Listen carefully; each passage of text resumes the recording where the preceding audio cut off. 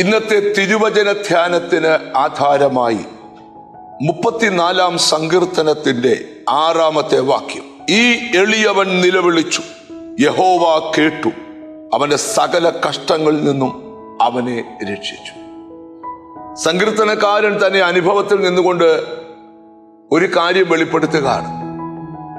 രക്ഷിക്കാൻ ആരുമില്ല, സഹായിപ്പാൻ ആരുമില്ല എന്നുള്ള സാഹചര്യം മനുഷ്യ ജീവിതത്തിൽ പലപ്പോഴും ഉണ്ടാകാറുണ്ട്. നിങ്ങൾ നിങ്ങളുടെ ജീവിത അന്തരീക്ഷത്തെ തിരിഞ്ഞു നോക്കി. രക്ഷിക്കാൻ കഴിവുള്ളവർ ചുറ്റും നിന്നിട്ടും അവരെല്ലാം നിശബ്ദരാകുമ്പോൾ, സഹായിപ്പാൻ കഴിവുള്ളവർ ചുറ്റും നിൽക്കുമ്പോൾ അവരെല്ലാം നിന്നെ നോക്കി സഹായിക്കാൻ കഴിയത്തില്ലെന്ന് അവരുടെ മൗനം കൊണ്ട് നിന്റെ ജീവിതത്തോട് വെളിപ്പെടുത്തി തരുമ്പോൾ നീ മനസ്സിലാക്കേണ്ട ഒരു കാര്യമുണ്ട്. നിനക്ക് നിലവിളിക്കുവാൻ കഴിയുന്ന ഒരു സ്ഥലമുണ്ട്, അത് ദൈവസന്നിധിയാണ്. വേദപുസ്തകം പഠിപ്പിക്കുന്ന ഒരു കാര്യമുണ്ട്. നീയോ പ്രാർത്ഥിക്കുമ്പോൾ അറയിൽ കടന്ന് വാതിലടച്ചു രഹസ്യത്തിൽ പ്രാർത്ഥിക്കണം. കഴിയുമെങ്കിൽ നിന്റെ പ്രാർത്ഥനാ മുറിയിൽ ആരുമില്ലാതിരിക്കട്ടെ. കാരണം നീയും നിന്റെ ദൈവവും മാത്രമുള്ളൊരു സമ്മേളനം. അവിടെ നമുക്ക് നിലവിളിക്കാം, കരയാം, സങ്കടങ്ങൾ പറയാം, നമ്മുടെ പരാതികൾ പറയാം.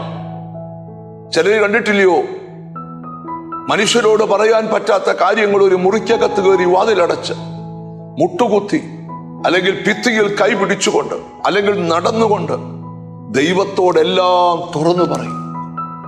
പറഞ്ഞു കഴിഞ്ഞവൻ സംതൃപ്തനായി ഇറങ്ങി വരുന്ന ഒരു കാഴ്ചയുണ്ട്. അതാണ് പ്രാർത്ഥിക്കുന്നവന്റെ മുഖത്തിന്റെ പ്രകാശം. നിന്റെ മുഖം വാടിക്കുവാൻ ഒരു ദേശം മുഴുവൻ നിനക്കെതിരെ പദ്ധതികൾ സ്വരുക്കൂട്ടിയാലും നീ പേടിക്കരുത്. നിന്റെ പ്രാർത്ഥനാമുറി സമാധാനവും ആശ്വാസവും സന്തോഷവും തരുന്നതാണ് നിന്റെ പ്രാർത്ഥനാമുറി.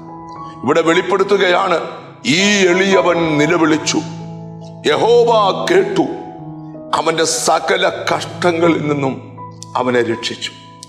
നിനക്ക് നിലവിളിക്കാൻ ഒരു ദൈവസന്നിധി ഉണ്ട്, നിന്നെ രക്ഷിക്കാൻ ഒരു ദൈവമുണ്ട്. നമുക്കൊന്നിച്ച് പ്രാർത്ഥിക്കാം. കാരുണ്യവാനായ ദൈവമേ, സ്വർഗസ്ഥ പിതാവേ, ഞങ്ങളുടെ നിലവിളിക്ക് കാതു തുറന്ന് ഞങ്ങളെ രക്ഷിക്കാൻ ഒരുങ്ങിയിരിക്കുന്ന ദൈവമേ, എന്നോട് ചേർന്ന് പ്രാർത്ഥിക്കുന്ന മക്കൾക്ക് വേണ്ടി പ്രാർത്ഥിക്കുന്നു. അവരുടെ പ്രതിസന്ധികളിൽ, അവരുടെ വെല്ലുവിളികളിൽ സ്വർഗം ചായിച്ചിറങ്ങി വന്ന് അവരെ ദൈവത്തിന് സ്തോത്രം പ്രതിസന്ധിയിൽ നിന്ന് വിടുവിക്കണം.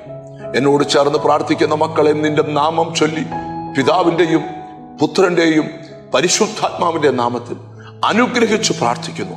അവർ അനുഗ്രഹിക്കപ്പെടട്ടെ, യേശു ക്രിസ്തുവിൻ നാമത്തിൽ തന്നെ, ആമേൻ. നിന്റെ കൂടെ വന്ന് നിന്നെ വിടുവിക്കുന്ന ആ യേശുവിനെ മുറുകെ പിടിക്കാം. കർത്താവ് കൂടെ ഇരിക്കട്ടെ. God bless you.